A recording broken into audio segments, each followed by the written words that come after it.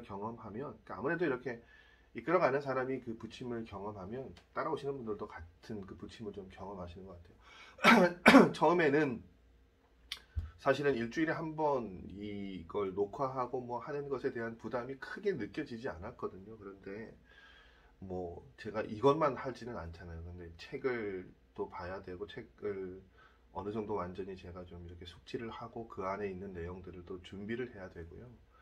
또 녹화를 하면 다행히 이제 또 녹화를 할 수 있는 여러 가지 장비들을 교회에서 이제 구입을 해 주셨지만, 그래도 기본적으로 녹화를 하고 그걸 옮기고 업로드 하는데 또 시간이 좀 소요되고요.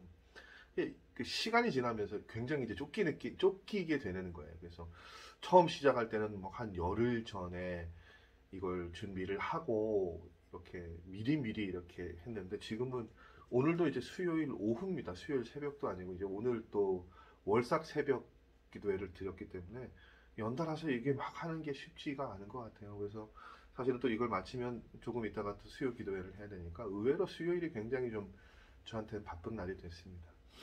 그렇게 이제 15번의 시간을 돌아서 이제 반환점을 돌았어요. 그리고 이제 오늘부터 이제 저희들이 지금까지 해온 것보다는 이제 남아있는 그 단원들이 조금 적어지는, 이제 그 반환점을 돈 그런 시간들을 저희가 보내게 됩니다. 확실한 건 이제 여러분에게도 유익이 되는 시간이셨으리라 믿고요. 말씀을 준비하면서 저에게도 유익이 되는 시간이었던 것 같아요. 단원마다 그 단원의 내용들을 함께 여러분과 나누기 전에 제가 함께 나눌 때, 그 준비할 때 저를 돌아보는 일들도 훨씬 많았고요.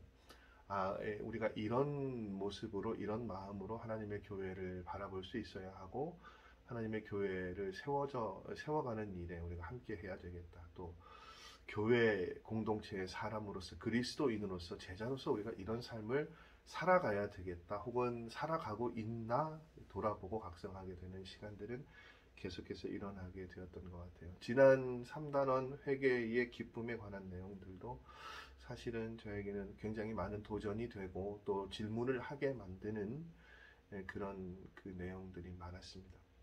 4단원은요, 여러분, 더 엄청난 주제입니다. 4단원의 5가지 과의 내용들도 이제 미리 쭉 살펴보았고, 한과 한과 이렇게 말씀을 좀 깊이 읽어가고 준비하는 과정 가운데 상당히 많은 도전이 되어지는 내용들이 있는 것을 발견하게 되는데요. 기대를 가지고 시작하셨으면 좋겠어요. 4단원 전체의 타이틀은 바로 이런 타이틀입니다. 나는 죽고 예수로 사는 사람. 이게 참 가슴이 벅차다는 건 아닌 것 같고요. 굉장히 폐부를 찌르는 한 문장인 것 같아요. 나는 죽고 예수로 사는 사람. 이제 궁극적으로 그리스도인들이 이건 뭐 지향하고 목적해야 되는 삶의 모습이라기보다는 장착되어져야 하는 삶의 모습이죠. 삶을 통해 나타나야 되는 일들, 현상들을 이 한 문장에 잘 녹여내고 있는 것 같아요. 나는 죽고 그리스도로 사는, 예수로 사는 사람. 참 아주 간단한 명제입니다만, 아주 명쾌한 문장입니다만, 실은 굉장히 어렵게 도전되어지는 말씀이에요. 전체적인 4단원의 전체적인 주제를 이루는 성경 말씀은, 핵심적인 성경 말씀은 우리가 잘 알고 있는 갈라디아서 2장 20절 말씀입니다. 내가 그리스도와 함께 십자가에 못 박혔나니 그런즉 이제는 내가 사는 것이 아니요 오직 내 안에 그리스도께서 사시는 것이라. 이제 내가 육체 가운데 사는 것은 나를 사랑하사 나를 위하여 자기 자신을 버리신 하나님의 아들을 믿는 믿음 안에서 사는 것이라. 아멘. 우리가 잘 알고 있는 이 갈라디아서 본문 2장 20절 본문 말씀에 이 나는 죽고 예수로 사는 사람이라는 이 명제에 관한 말씀들이 아주 잘 풀려져 있는 것을 보게 됩니다. 어떠한 내용들인가는 우리가 정말로 잘 머릿속으로는 굉장히 잘 알고 있는 내용들인데요. 결국 여러분 죽는다는 것이 참 쉬운 일이 아닌데, 여기서 나는 죽는다는 것, 무엇을 죽이는 겁니까? 미리 결론적으로 말씀드리자면 내 안에 자아를 죽이는 것이죠. 내 그 겉사람이 죽는 것보다 사실은 죽는 건 또 굉장히 무섭고 두려운 일인데 내 자아를 죽이는 일이 참 어려운 것 같아요. 쉽지 않습니다. 정말 호락호락하지 않아요. 어쩌면 평생을 그렇게 살아가지 않을까 싶기도 해요. 여러분 지난 회개에 관한 말씀할 때 한 장로님의 이야기 기억나시죠? 목사님 사모님인 따님이 이 장로님이 돌아가실 때가 되니까 그 장로님에게 이제 회개하실 것을 종용했잖아요. 그러니까 장로님이 그걸 받아들이시기가 참 쉽지 않았죠. 왜 그랬을까요, 여러분? 자아가 살아있기 때문이에요. 저는 교회 안에 일어나는 모든 그러니까 모든 관계로 인한 어려움이 있죠. 사실은 교회가 무슨 재정적인 어려움, 여러 가지 그 외적인 어려움, 그것 때문에 교회가 무너집니까? 아니요. 그러니까 사실은 사람과 사람 사이의 관계, 거기서 문제가 일어나거든요. 근데 여러분 그 관계들이 왜 부딪히고 충돌합니까? 결국은 서로가 서로의 자아가 살아있기 때문이에요. 참 중요한 부분이죠. 그래서 내가 죽고 예수로 사는 사람, 우리 모두가 그런 사람이 되면 내 삶도 우리가 속해 있는 공동체의 삶의 모습도 완전히 달라질 수 있어요. 그래서 참 그것이 중요하다고 말씀을 드리는 거예요. 그래서 나는 죽고 예수로 사는 사람이라는 이 4단원 전체의 제목 하에 첫 번째 일과의 제목이 뭐냐 하면 이런 제목입니다. 그리스도인이 실패하는 이유. 그러니까 결국 그리스도인이 실패하는 이유가 뭐겠습니까? 우리가 말씀을 쭉 나누지 않았습니다만 내가 그리스도인으로서 실패하는 이유가 뭡니까? 내가 죽지 않으면, 내 자아가 죽지 않으면 실패한다는 거예요. 그렇죠. 동일한 본문 말씀을 갈라디아서 2장 20절의 말씀을 이 4단원 1과 그리스도인이 실패하는 이유에서 나타내고 있습니다. 자, 여러분, 성경 말씀은 우리에게 늘 그것을 이야기하죠. 예수님께서는 모든 그리스도인과 함께 계신다고요. 근데 여러분, 그 말씀에 100% 아멘으로 화답하시죠. 그런데 실질적으로 우리가 반응하는 것은 어떤 것입니까? 어떤 의문이 생깁니까? 저도 정말 그런 거 많았어요.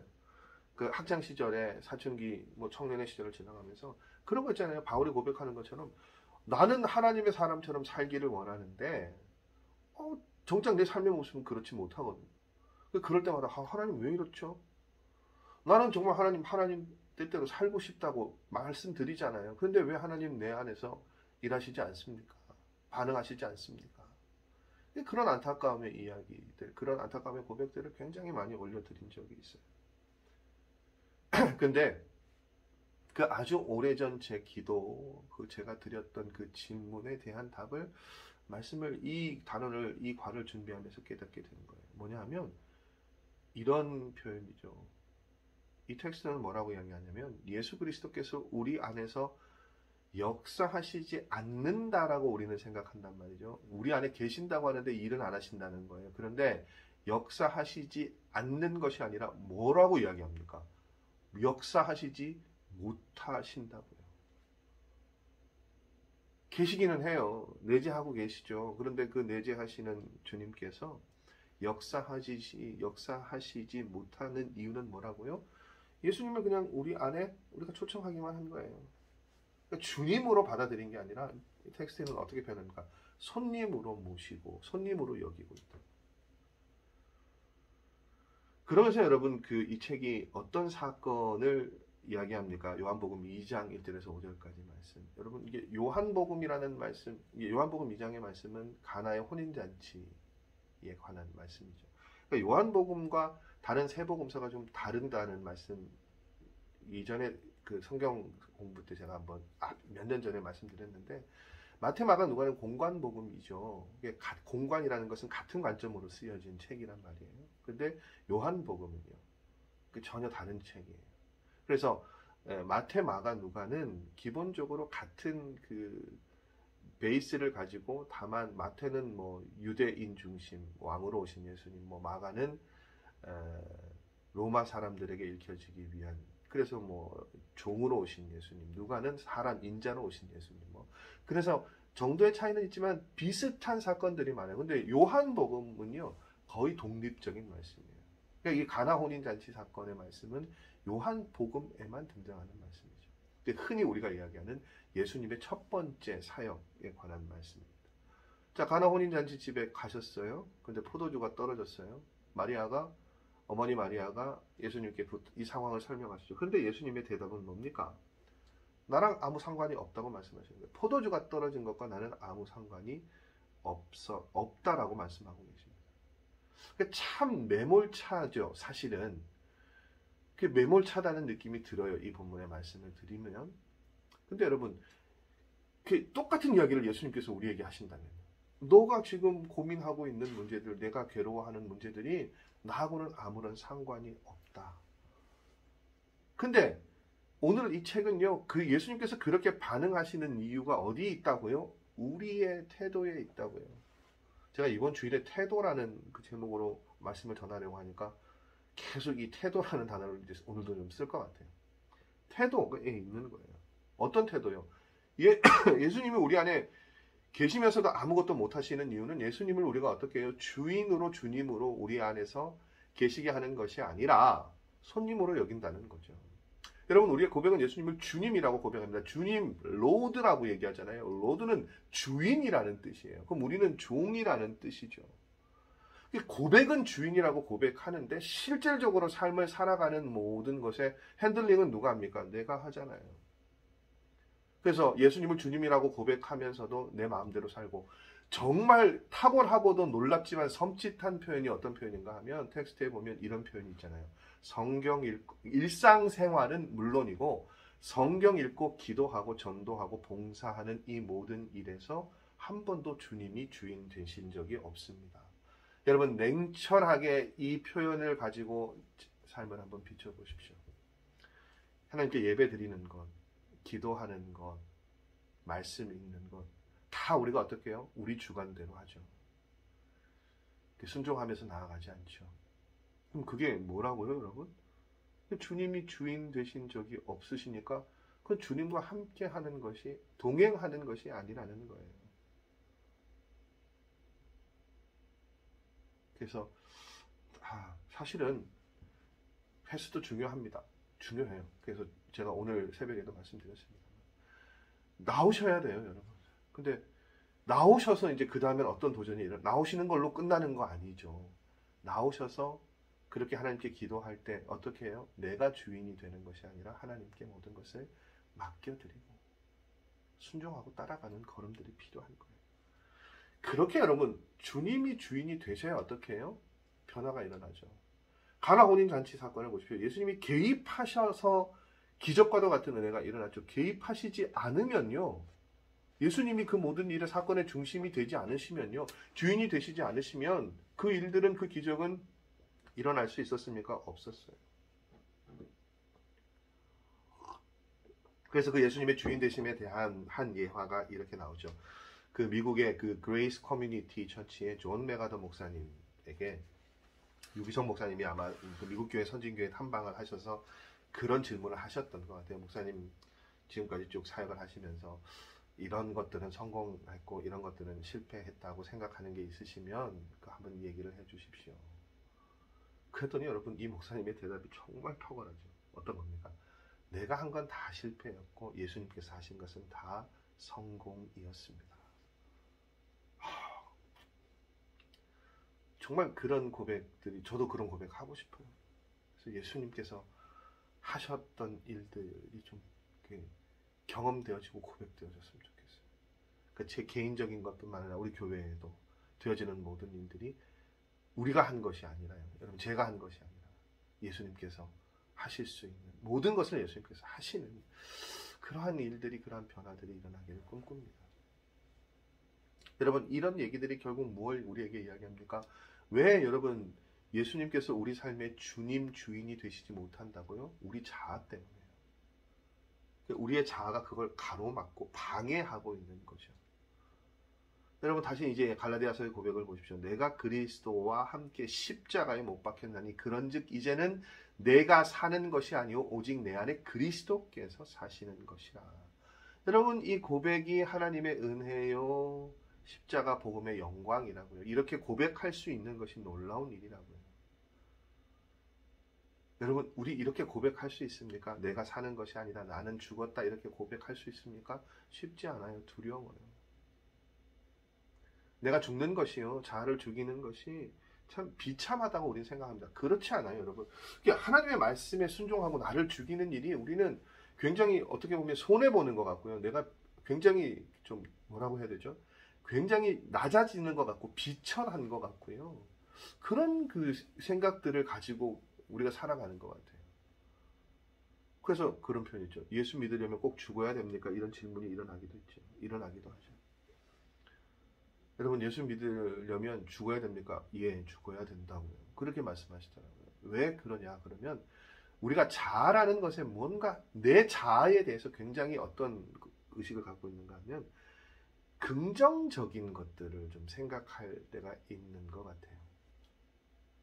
내 자아라는 것에 대한 자부심 혹은 뭐 그런 자랑하고 싶은 그러한 것들이 있다고 생각을 하는 것 같아요.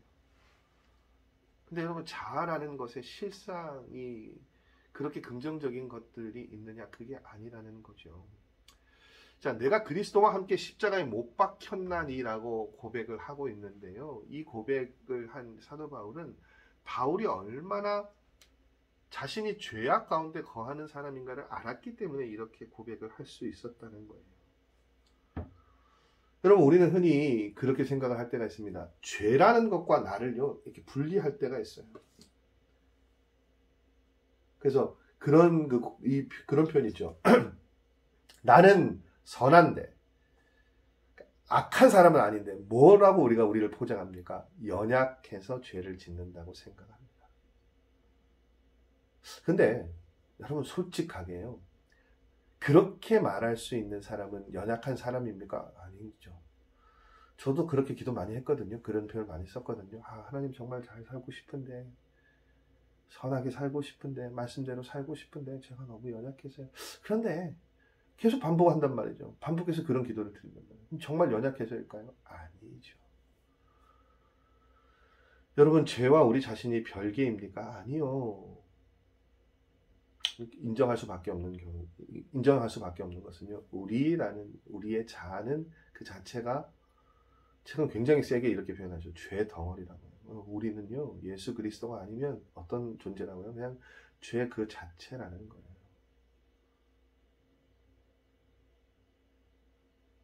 우리가 내세우고 우리가 자랑할 만한 것, 그러니까 믿음, 신앙도 앞서도 말씀드렸잖아요. 예수님이 주인이 되시지 않은 그 별개의 신앙, 그거 아무것도 자랑할 것이 없어요.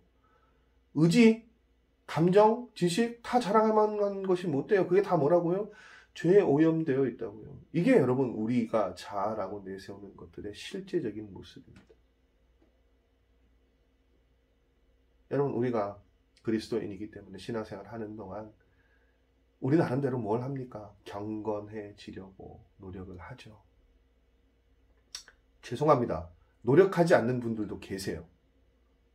거기 나와 있는 성질, 나쁜 습관, 두려움, 염려, 분노, 혈기, 시기, 질투, 음란한 마음 같은 것들을 이겨내려고 애쓴 삶의 걸음도 있고, 예수를 믿는다고 하면서도 성질이나 나쁜 습관을 그냥 그대로 풀어내고 사는 분들도 계세요.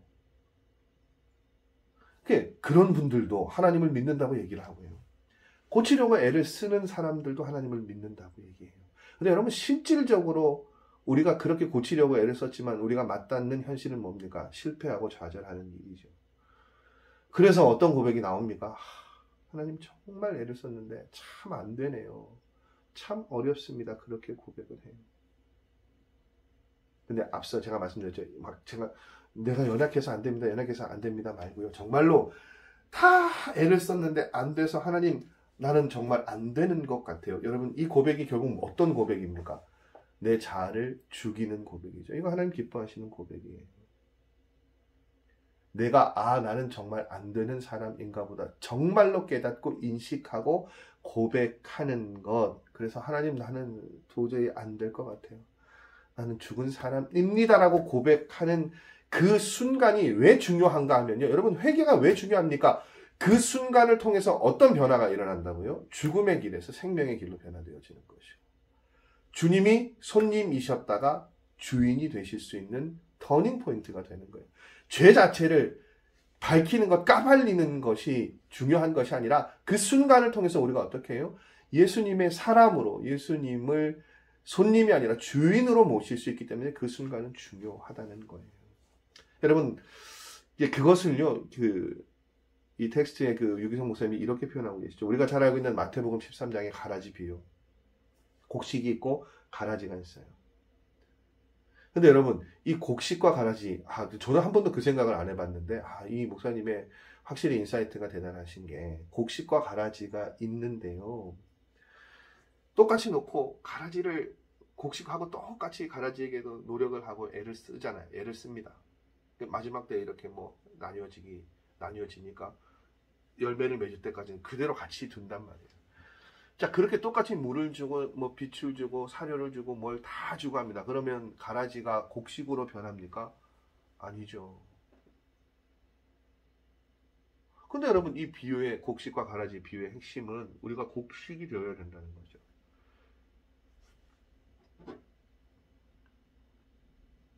그래서 이제 굉장히 중요한 그 표현이 하나 등장하는데, 목사님의 그 개인적인 경험입니다. 그거죠. 목사님도 열심히 기도하고 큐티하고 말씀 묵상하면 죄가 조금씩 사라지고 예수님의 사람으로 변화될 줄 알았대요. 근데 우리가 경험했잖아요. 본성이 달라집니까? 안 달라져요. 20년 지났다고 사람이 변할까요? 안 변하죠. 30년, 40년 지났다고 안 변해요. 그런데 그럼 우리가 좌절하고 있을 것이냐? 그건 아니죠. 그럼 이제 여러분과 제가 예수님의 사람을 통해서 저는 이 개념을 우리가 좀 확실하게 붙잡고 나가면 참 좋겠다라는 생각이 드는데, 하나님의 방법은요, 고치는 것이 아니라 뭐라고요? 바꾸는 거라고요.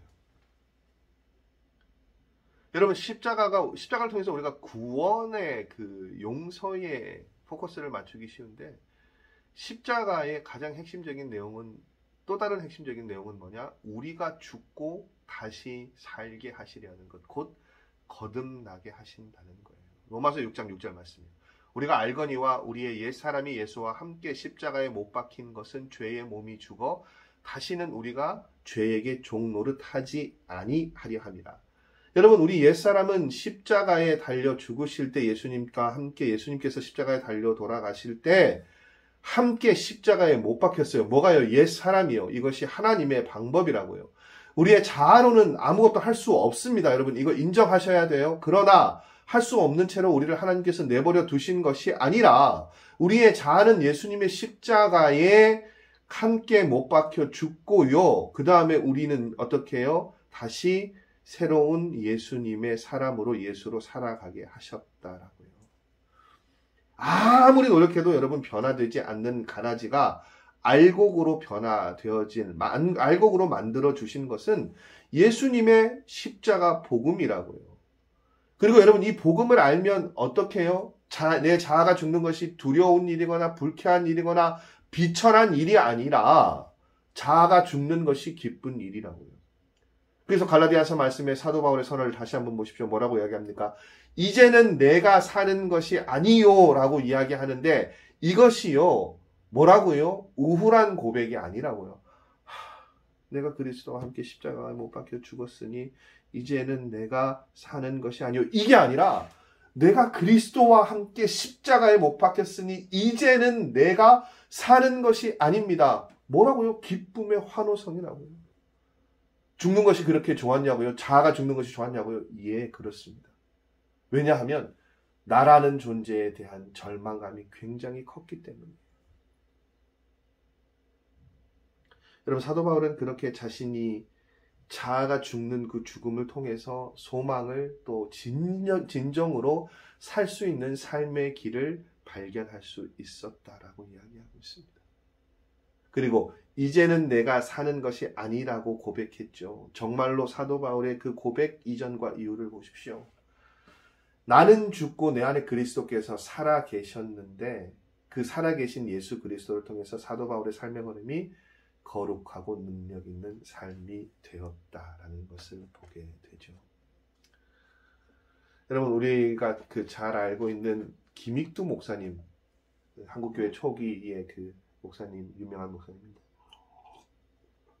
이 목사님의 일화로 이제 오늘 이 일과를 마무리하려고 해요.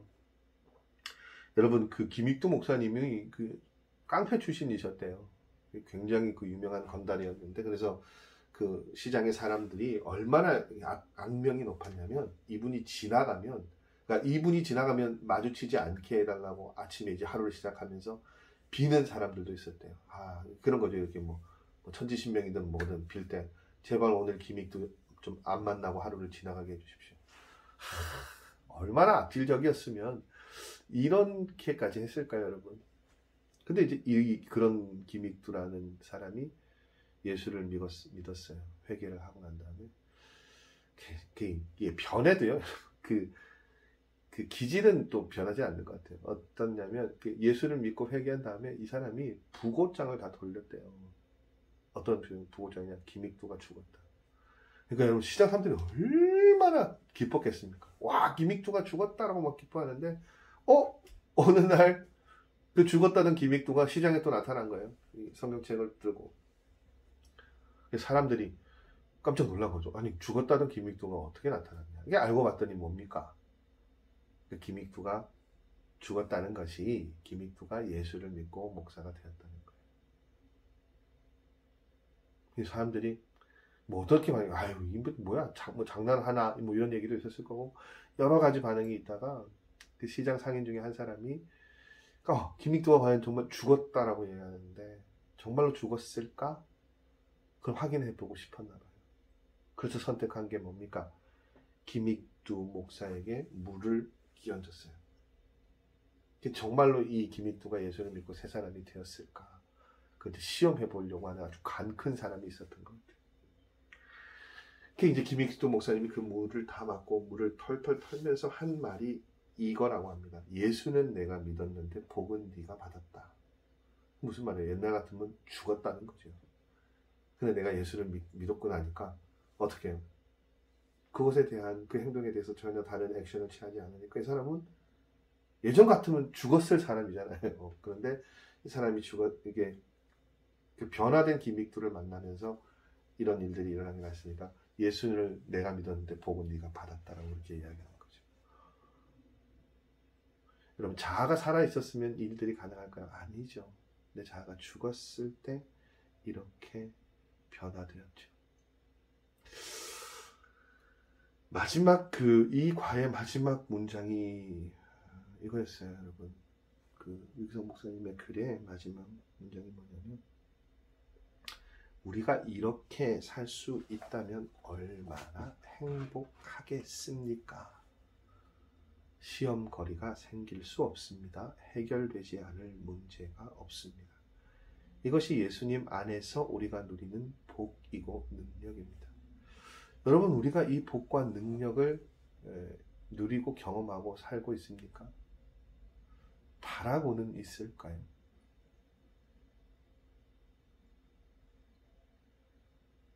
그런 거예요, 여러분.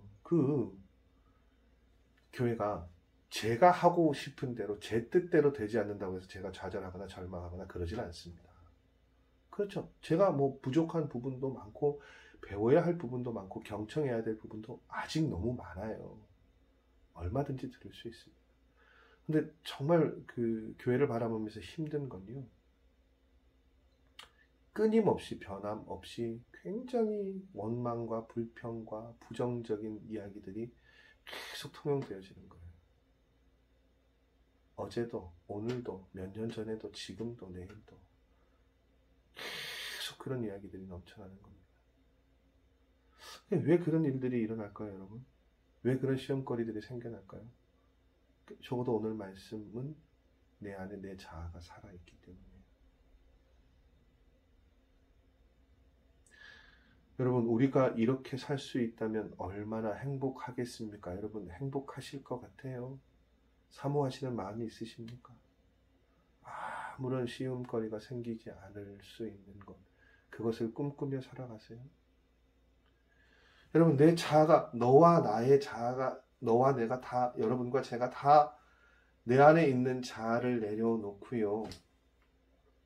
내 안에 내가 사는 것이 아니라 그리스도께서 사시고 그리스도께서 주인이 되시는 삶을 살아가기 위해서 내가 나를 내려놓고 나를 죽입니다. 죽음의 자리로 나를 내몹니다. 여러분, 그렇게 고백하고 나아갈 수 있다면 우리가 살아가는 삶의 모습에 시험거리가 생길 수 없고 해결되지 않을 문제가 없다라고요. 그리고 그런 놀라운 역사들은 어떨 때 일어난다고요? 예수님께서 우리의 주인이 되셔야 일어난다고요. 여러분, 예수님을 주인 되지 못하게 하는 것이 무엇이라고요? 자아라고요. 내 안에 내가 자랑하고 있는 자아. 근데 그 자아는 뭐라고요, 여러분? 죄라고요. 죄 덩어리라고요. 여러분, 복음이 아닌 예수 그리스도가 아닌 나를 형성하고 있는 모든 것들은 다 버릴 것들이에요, 여러분.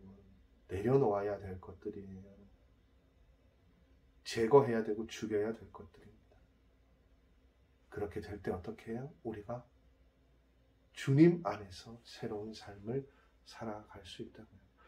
여러분, 사단은 일과의 제목이요, 그리스도인이 실패하는 이유였어요. 이것을 그리스도인이 성공할 수 있는 이유로도 바꾸서 생각할 수 있을 것 같고요. 공통적으로 무엇이요? 실패하는 이유는 내 안에 내 자아를 죽이지 못해서이고요. 성공할 수 있는 이유는 자아를 죽이면 되는 것이다. 저는 그렇게 생각할 수 있을 것 같습니다. 한 주간 그렇게 내 자아를 내려놓는 작업들을 좀 말씀을 묵상하시면서 하실 수 있었으면 좋겠어요. 그래서 참아내시고 또 나를 죽이실 수 있는 연습들을 저도 여러분도 계속해서 이루어내실 수 있었으면 좋겠습니다.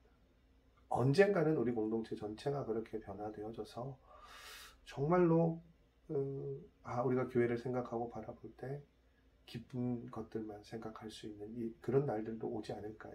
어떨 때요, 여러분? 내 자아를 내려놓고 죽일 수 있을 때. 그것들을 위해서 기도하시고 우리 먼저 이 과정들을 함께 나누는 우리가 먼저 그렇게 자아를 내려놓을 수 있는 그런 일들에 도전받는 한 주가 되셨으면 좋겠습니다. 다음 주에도 자아에 관한 이야기는 계속 이어집니다. 사단은 이거는요, 살아있는 자아, 죽지 않은 그리스도인입니다. 사단원의 내용을 통해서 계속 우리는 내 안에 나를 죽이는 그 연습과 그것들을 가르쳐 주시는 하나님의 말씀을 함께 나누게 될 텐데요. 여러분, 이 2월 달이 그렇게 우리의 자아를 내려놓고 예수 그리스도를 주님으로 모시고 살아가는 삶의 첫걸음이 되실 수 있는, 또 그렇게 우리가 조금 더 한 뼘씩 예수님의 사람으로 변화되어질 수 있는 일들이 일어나시기를 원합니다. 자, 다음 주에 다시 뵙도록 하겠습니다. 여러분, 한 주간도 평안하시고 또